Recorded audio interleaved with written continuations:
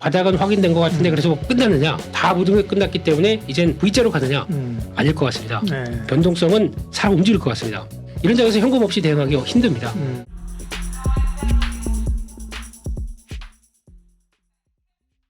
안녕하십니까. 예민수의 경제토크 레몬리서치 김민수 대표님 오늘 모셨습니다. 어서 오십시오. 안녕하십니까. 네, 저희가 방송 찍는 오늘날이란다. 오늘 주가가 이제 이 주가 얼마 빠졌으면 이렇게 정신이 없습니까, 그죠?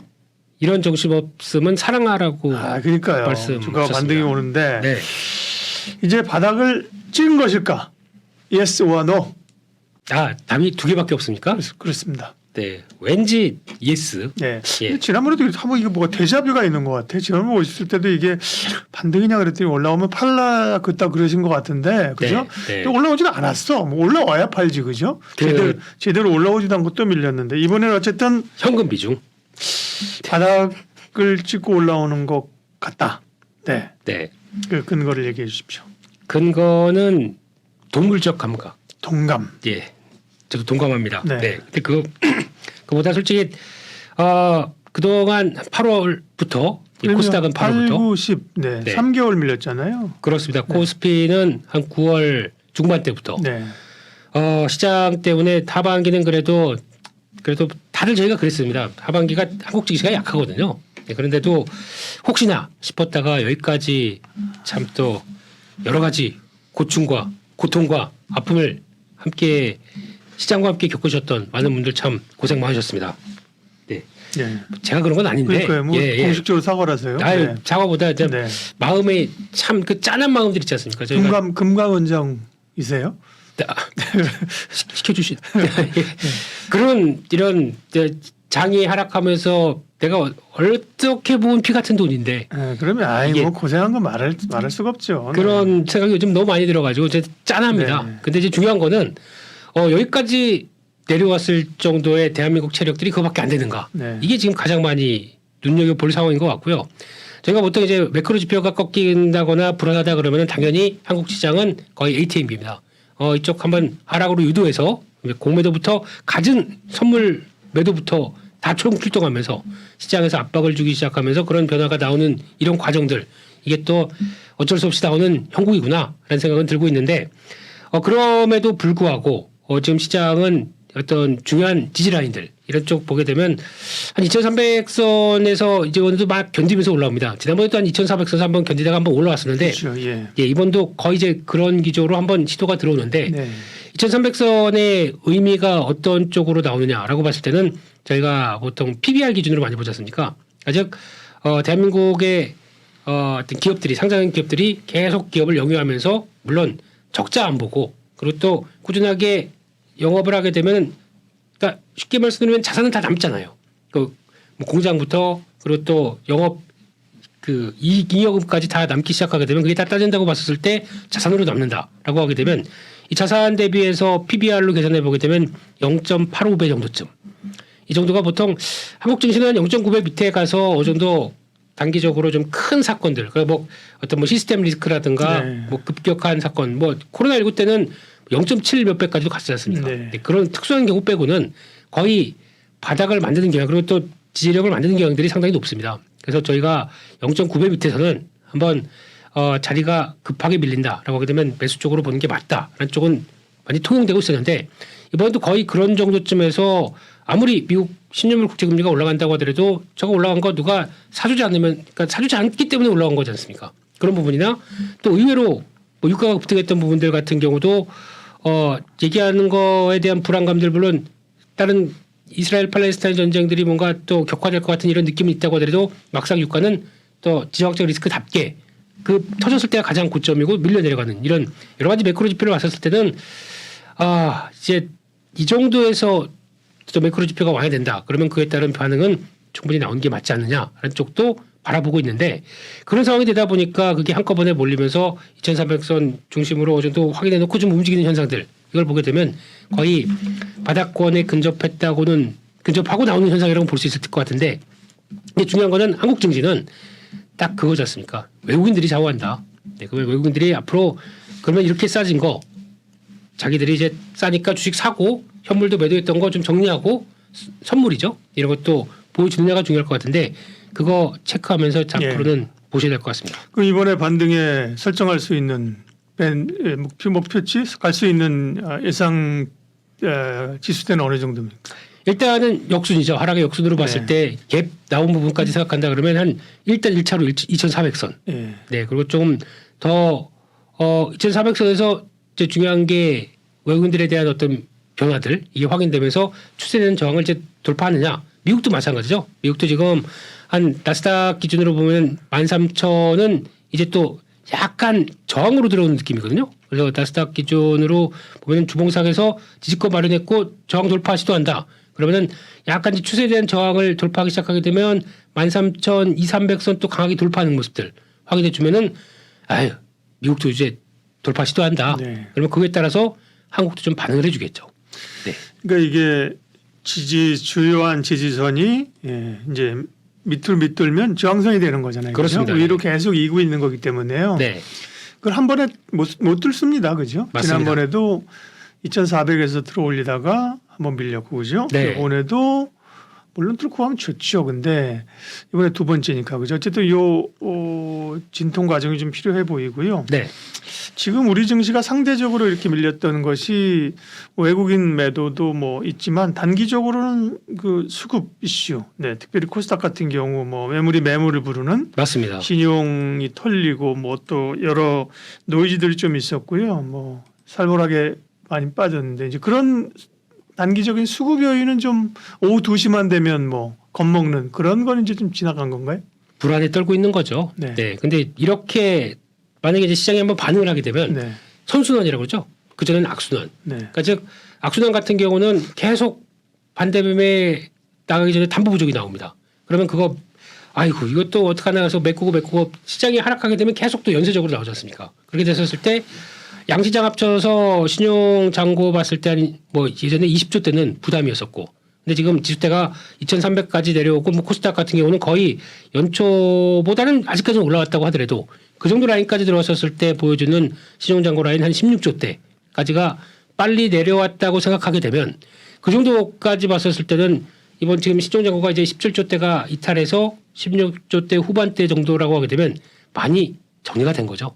그런 차원을 봤을 때 더 이상 이제 반대 매매에 대한 공포들이 안 나오기 시작한다라고 하게 되면 이것 또한 이제 좀 약간 선순환으로 돌아갈 수 있는 변화가 아닐까 이런 쪽도 봐야 될 것 같습니다. 수급 다음에는 실적인데요. 네. 3분기 실적 시즌도 이제 뭐 중반 지나서 네. 종반으로 가는데 그래서 3분기 실적은 평가는 뭐 이거 물론 그러네. 대형 기업들 몇 개 뭐 이제 생각보다 잘 나온 데가 있었지만 네. 삼성전자도 그렇고 LG전자, 뭐 LG엔솔 그런데 사실은 개별 기업들은 뭐 이 대형주들인데도 실적 나쁘다고 해가지고 LG생활건강, 호텔진라, 삼성전기 뭐 하루에 10몇 프로씩 막 빼고 이랬어요. 그죠? 실적 체크 한번 해주세요. 그러니까 네. 3분기 별로 안 좋은 거죠? 네, 일단 3분기 쪽에서 저희가 알고 있던 뭐 전통적인 시총 순위로 봤었을 때는 네.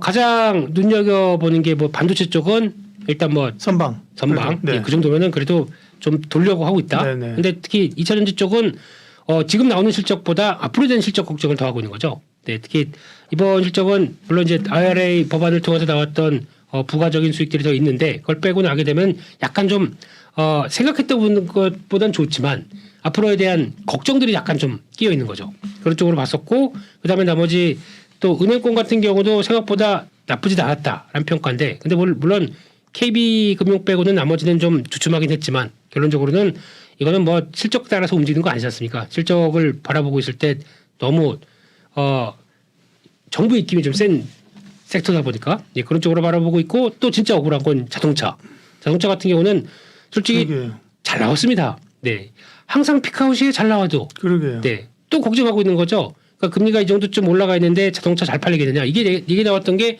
1분기도 나왔고 2분기도 나왔고 실적 발표 때마다 나오는 이런 악순환이 나오는데 그때마다 실적 좋고 빠지는 안타까운 모습들. 그러니까 실적만 보게 되면은 지금 말씀드렸던 것들 그대로 나쁘지 않다고 봐야 될 것 같고 또 하나 이제 수출 동향과 함께 연결시켜서 봤었을 때도 답이 어느 정도 나오는데 근데 이게 지금 주가와 면밀하게 좀 연결이 안 되는 건 좀 아쉬운 것 같죠. 또 하나 조선 같은 경우도 이제 실적 흐름들 쭉 나오기 시작하는데 예상보다 또 실적의 반영 속도가 느리다. 그러면서 또 실망 매물 나온다고 하더라도 지금 이게 결국에는 턴어라운드 시점이 어디냐에 따라서 먼저 나오는 회사들도 물론 있겠지만 바뀌기 시작해서 내년까지 본다라고 하게 되면 당연히 레벨업 될 수 있는 모습들이 나오다 보니까 기대는 하는데 지금은 뭐 예상했던 수준은 아니네라고 하다 보니까 또 위축되고 있고 이런 현상들이 나왔을 때 결론적으로 전반적으로 봤을 때는 우려했던 것보다는 그래도 좀 돌아가는 모습들이 나온다. 네. 하지만 시장이 워낙 취약하다 보니까 아까 말씀하셨던 실적에서 뭐 예상보다 한 10% 아니면 그 이상까지 미스가 나온다. 시장은 여지없이 그냥 그러니까요. 매물을 쏟아버리기 시작해요. 그러니까요. 네. 근데 이게 그렇다고 해서 보셔야 될 것 중에 이제 실적 때문에 그렇게 훅 밀려서 속상하다. 그렇다고 하더라도 이게 일시적인 건지 아니면 이 여파가 다음 분기나 아니면 적어도 2, 3분기 동안 계속 영향을 미쳐서 주가를 못 들어오게 만들 건지 이건 한번 체크해봐야 할 필요가 있겠죠. 근데 지금 기준에서 이번에 나왔던 실적 쪽에서 좀 미스가 많이 난 것들 같은 경우는 일회성 비용이 차지한 것들도 좀 있거든요. 근데 그것도 무시하고 주가가 그렇게 급하게 하락했다. 그러면은 돌릴 여지는 좀 있다고 봐야 되겠죠. 네. 네. 3분기 실적이 기대도 높진 않았지만 네.